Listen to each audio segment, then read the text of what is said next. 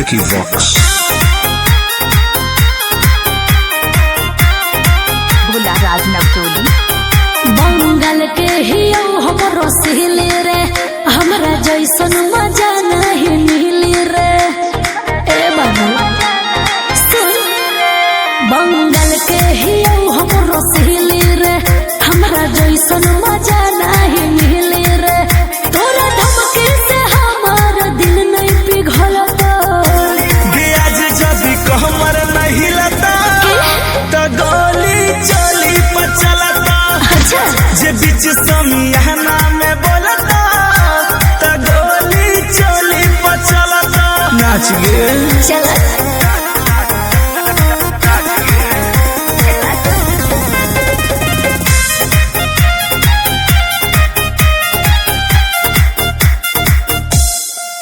हियो साटा पे छोड़ा रे आइल, काहे होखे रे ते धाधाइल।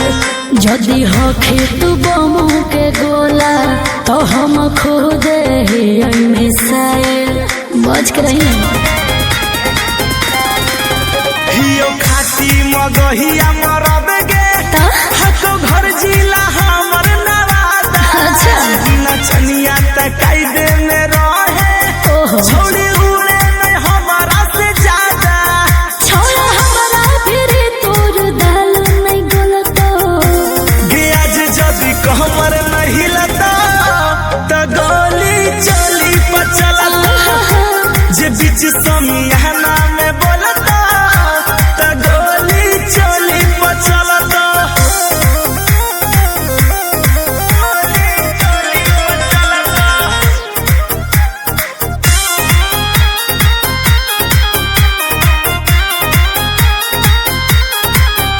और शासन पुलिस चाहे नेता सब हो कोई रे कर छोहेता।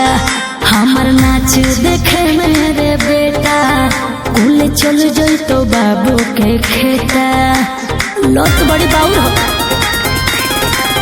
जितना लेही उतना देबो। अच्छा आज पैसा नहीं डॉलर उड़ाइबो। सच हो। चाहे बिक जइतो बाबू के धनवा बाकी रात भर तोरा नचाइबो। सन तोनु राजीव तोरा कुछ नहीं मिलता। गे आज जदी कहमर नहीं लता तो गोली चली पचलता। जे बीच समियाना में बोलता